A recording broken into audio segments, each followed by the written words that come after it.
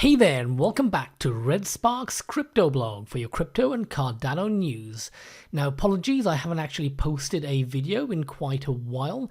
I seem to have gone from being a Redditor to a blogger to a YouTuber, and now I'm most often found on Twitter.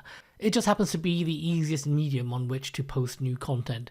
It only takes a couple of seconds versus a couple of hours or days for blogs and YouTube videos. That being said, I have actually been publishing a couple of new articles recently, as you can see on this page, so I highly recommend checking them out. Transactions Within Transactions explains how Cardano's UTXO model works, and it tries to estimate what might TPS and transaction volume look like if you could take into account the transactions within transactions. Liquidity Incentive Programs takes a look at what other crypto foundations, in particular the Avalanche Foundation and the Algorand Foundation, have done to bootstrap DeFi liquidity in their ecosystem. And it asks the question, should Cardano be doing something similar?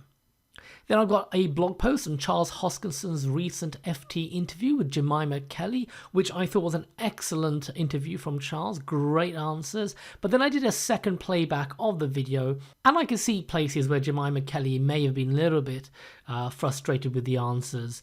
So I actually wrote up a little summary for her, hopefully she read it, of what I think the key points were.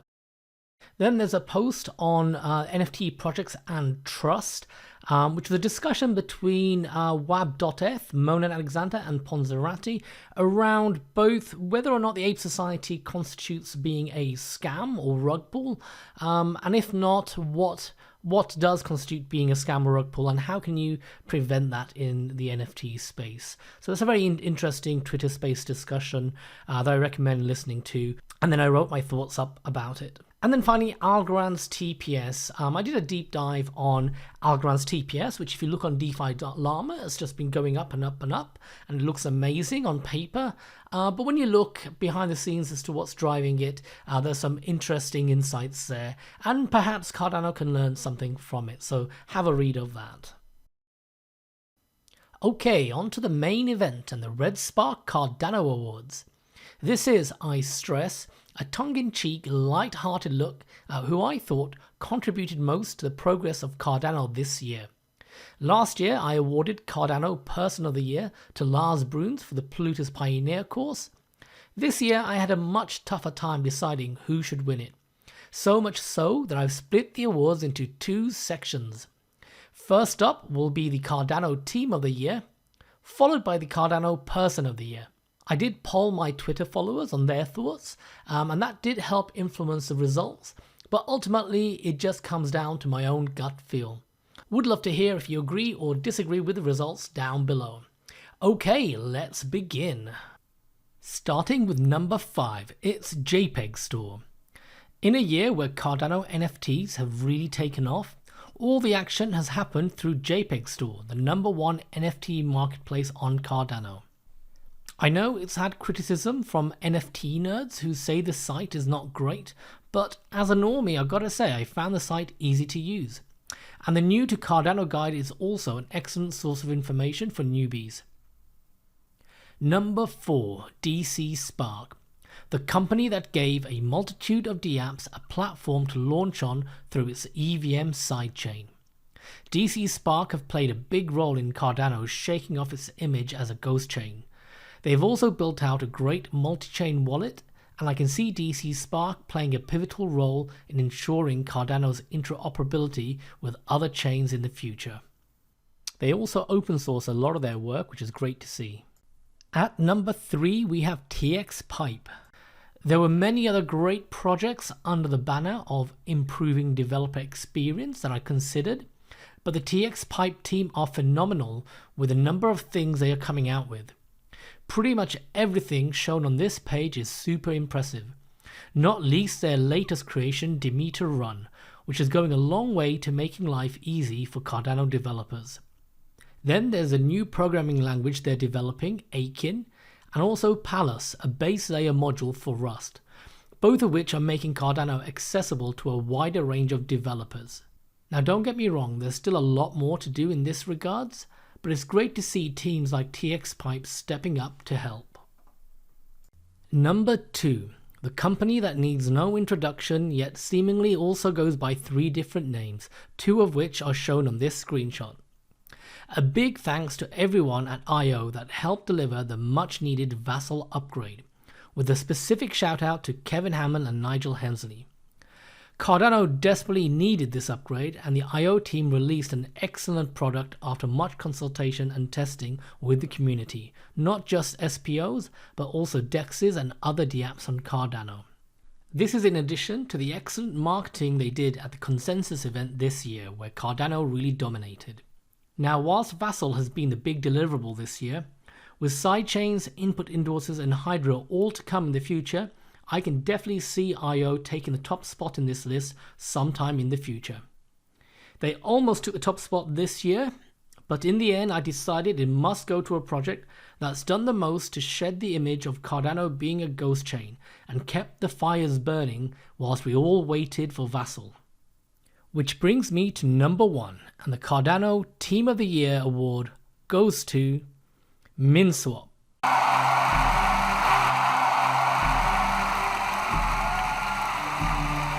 To be honest, I initially made this a joint award shared between Minswap, SundaySwap and Wing Riders, as all 3 have helped the Cardano fires burn this year, but a voice inside my head said, "There can be only one." So I decided to poll my Twitter followers, and Minswap came out on top. This is a tale of the gawky kid at school that goes on to become the star athlete. The team that spurred concerns about concurrency when Gogan was launched last year then almost stumbled on launch with a serious bug that their competitors Wing Riders had to point out, have gone on to become the largest dApp on Cardano, making up 46% of Cardano's TVL on DeFi Llama at the time of recording this. This is through delivering a product that people love to use and striking smart partnerships across the ecosystem, such as with Ada Finance and Indigo, and being on top of their coding with Vassal compliance a month ahead of the Vassal upgrade. Minswap have always been very community focused, and it shows. Theirs is one of the most well-loved DEXs on Cardano. Congrats to the Minswap team.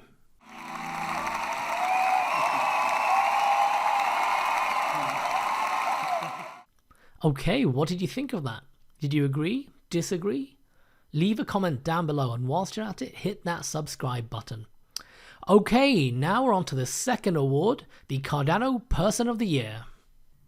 Number 5, Andrew Westberg. The guy who told Charles Hoskinson to hold up when he pushed back against the rollout of Vassal until stake pool operators had fully tested it. Andrew made it onto this list not just for his role in QAing the Vassal upgrade, but also for what he represents. While the shift from a federated chain controlled by IO to a community-governed chain has been happening in increments, Andrew standing his ground against opposing views from Charles was a good milestone demonstrating the shift that is happening. So high five to Andrew Westberg for representing power to the pools. Now, we should reflect on this moment, and if we care about decentralization and governance, we should head over to SIP 1694, an on-chain decentralized governance mechanism for Voltaire, and provide any feedback. Number 4, Ada Whale. Everyone's favorite Cardano ambassador. The Twitter account known as Ada Whale is in this list for the 2nd year running. Ada Whale has been relentless in his battle against people fudding Cardano on Twitter. His tweets are marked by remarkable knowledge of Cardano, a desire for decentralization and doing things the right way, and little patience when it comes to fudsters. But this isn't the only reason why he's on this list. His monthly thread summarizing Cardano news have been excellent, bringing attention to topics people may have missed. For example, over summer, I was researching and putting together a slide on all the community projects building on Cardano.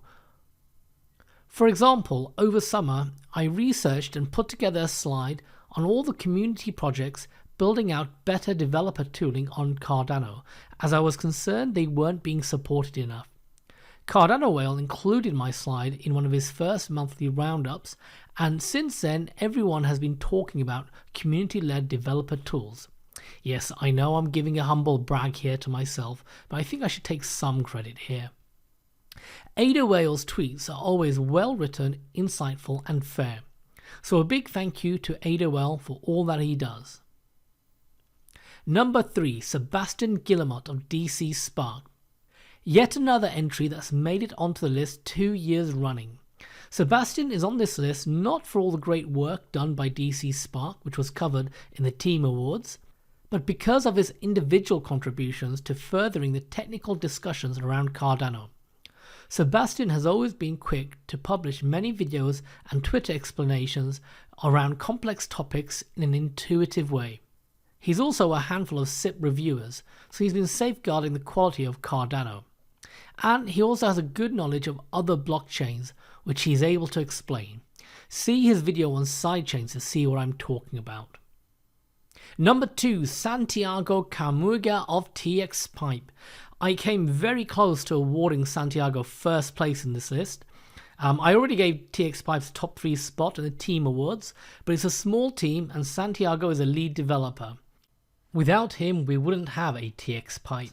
Santiago represents for me the type of builder that just puts his head down and develops with very little fanfare. The first we heard about Demeter Run was when it was ready for use. There's also another developer like him that's worth a mention but that didn't make it on this list, and that's Alessandro from Berrypool, who has quietly built out a lot of the infrastructure that drives the Cardano NFT ecosystem. But I chose Santiago for his contributions to some very critically needed improvements to the developer experience on Cardano. Okay, on to number 1. And the ReddSpark Cardano Person of the Year award goes to Charles Hoskinson of Input Output.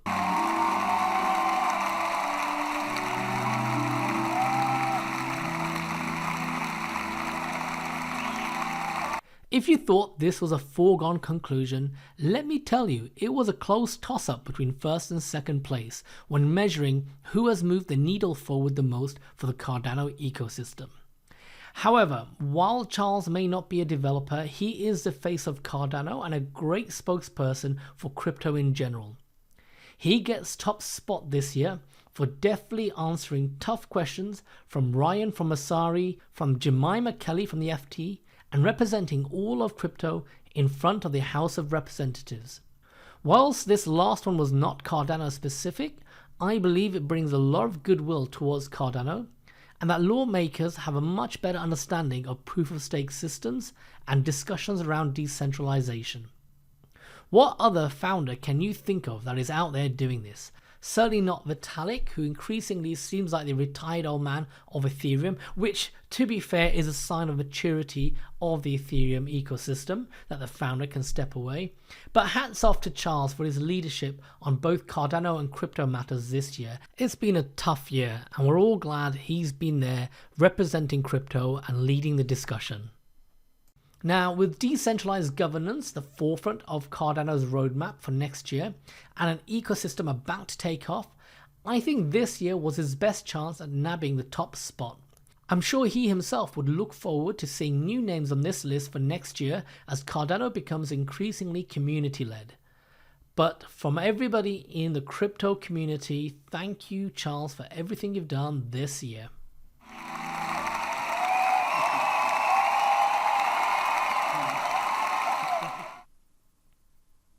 In a lot of ways, this hasn't been the year anyone expected it to be. With the end of the bull run, 2 major crypto disasters bringing down the whole market, significant drop in value in all tokens, the story of Cardano this year could have been a lot worse.